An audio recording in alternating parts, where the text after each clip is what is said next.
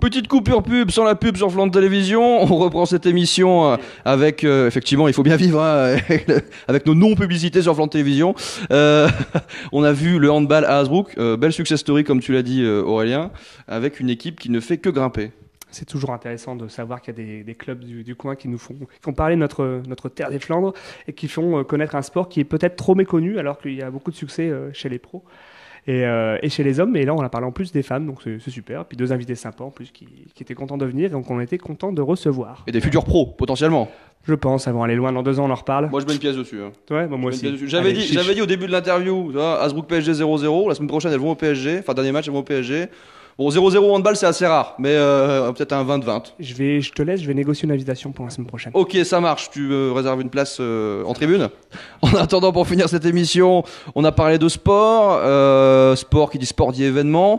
Et qui dit événement dit aussi sortie, rencontre. On a vu, par exemple, avec Florent, qu'il y avait des beaux événements qui avaient été filmés sur des découvertes botaniques, sur de l'histoire, avec la maison de la bataille. Et maintenant, on va rencontrer notre monsieur Agenda, qui va nous parler un petit peu de ce qui va se passer dans les prochaines semaines en Flandre. Comment ça va, Jean-Marc ? Salut Antoine, ça va bien, merci. Toi aussi, ça va ? Ah bah, en pleine forme. Un dimanche soir parfait, il fait beau, il fait chaud, on est bien en Flandre, tout va bien. Je te passe le micro, comme ça tu peux... Ah ben, je te passe la tablette alors. Voilà, on va faire ça. Tu vas faire le porte-tablette et nous montrer surtout à ceux qui nous regardent. Bonjour à tous. Ce qui va se passer dans les 15 prochains jours, on commence avec Souvenir de Bistrot. C'est l'ami... Oui, Ça commencerait bien. Je savais que ça allait te plaire. C'est l'ami Ben de Brenne qui organise cette manifestation, qui a eu une très bonne idée parce que avant, dans tous les villages, et en particulier dans celui-là, à Rexpode, il y avait un bistrot. Dans certains villages, il y en avait même plusieurs. Hélas, ils ont beaucoup disparu. Et le bistrot, c'était un petit peu l'âme du village. On venait pas seulement boire un verre, on se rencontrait, on faisait des réunions. Il y avait des fêtes de famille dans la salle derrière le bistrot. Il y avait, toute l'âme du village était présente. Et il a eu l'idée de recueillir avec les habitants de Rexpode des anecdotes, des histoires de bistrot, des brefs de comptoir aussi, pourquoi pas. Et il en a fait un spectacle avec des anecdotes, des histoires et des chansons, parce que Ben de Brenne est aussi un chanteur et un performeur.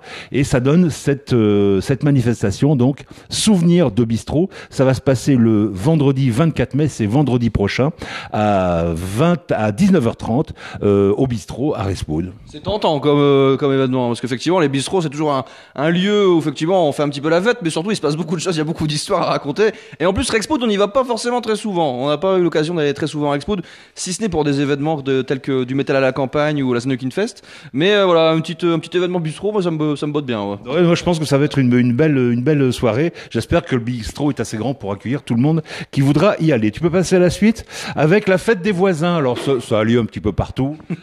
Ça a lieu dans toute la France, ça a lieu évidemment aussi en Flandre, mais je trouve la manifestation vraiment sympa. La fête des voisins, tout le monde peut la faire, quoi. C'est ça qui est assez sympa. Vous allez dans votre mairie, je sais que la mairie de Neuf-Berquin organise quelque chose, elle se tient à la disposition des habitants, mais c'est pas la seule. Je pense qu'il y a beaucoup de municipalités qui peuvent vous fournir des affiches, des flyers pour distribuer dans les boîtes aux lettres autour de chez vous. Et puis vous pouvez demander un petit coup de main, je sais pas, pour la nappe en papier à carreaux ou pour les sandwichs. Enfin, organiser la fête des voisins dans votre quartier parce que c'est sympa tout simplement. Exactement. Il y en a une dans ton quartier ? Bah je vais organiser ça, ouais, j'ai quelques amis qui habitent pas très loin de chez moi, je pense que je vais organiser une petite fête des voisins. Et puis c'est vrai que Flandre et convivialité pour moi c'est deux synonymes quasiment. Donc la fête des voisins, c'est un bel événement qui prend tout son sens sur notre beau territoire. J'ai pas donné la date, la fête des voisins, c'est vendredi prochain aussi, le 25 mai.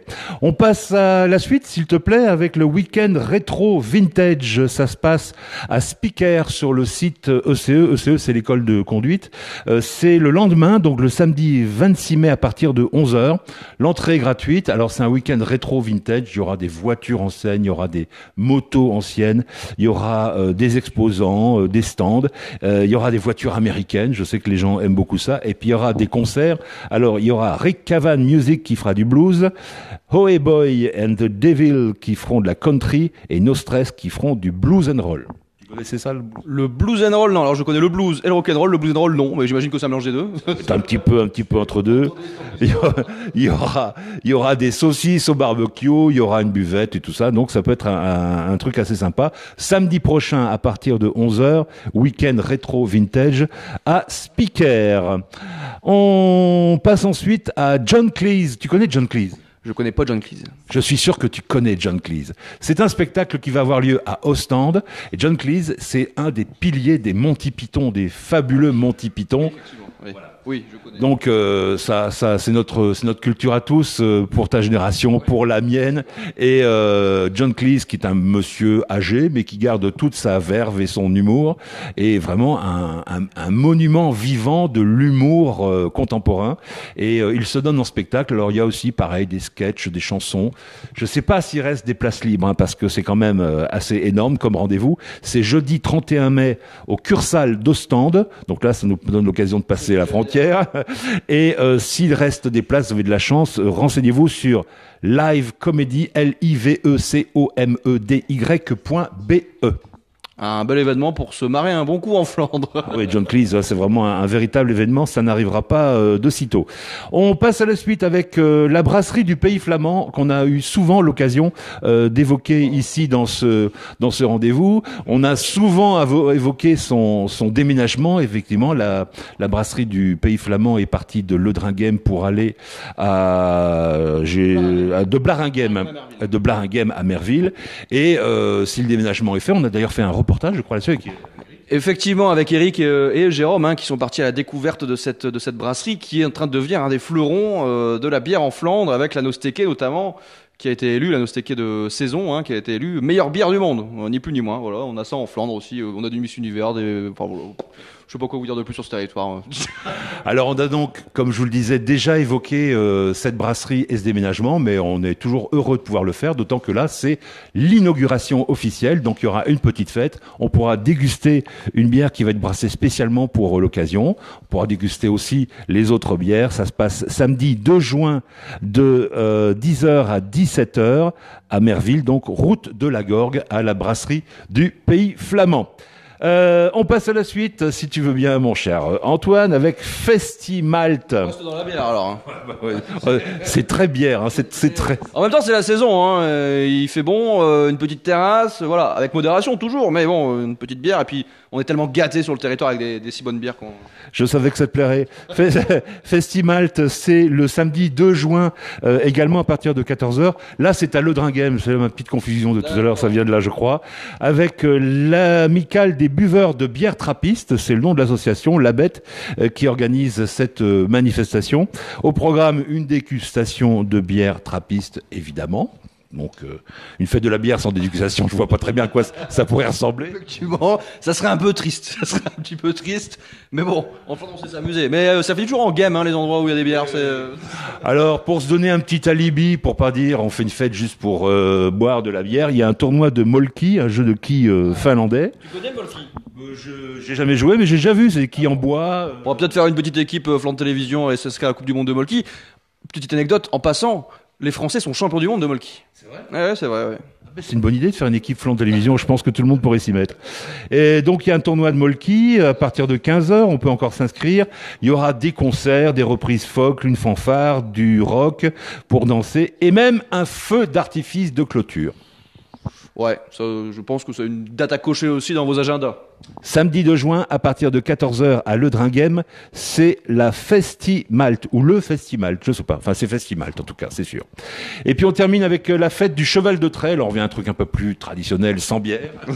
Enfin, à mon avis, oui, il y en aura quand même. Pas une buvette. Mais l'intérêt, c'est le cheval de trait qui est... Ça se passe, on adore les chevaux aussi, ici à Flandre TV, donc ça se passe à Steinwerk, dimanche 3 juin de 15h à 19h, démonstration du travail du cuir, du ferrage, du tressage, parce qu'on les fait tout beau, les chevaux, on met de la paille dans les cheveux, tout ça.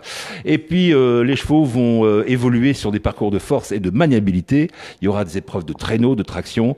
Et à partir de 17h, un spectacle va évoquer la vie d'un paysan en 1900. Tiens, on en revient un petit peu à cette notion de spectacle à l'ancienne, et c'est la saison qui veut ça aussi.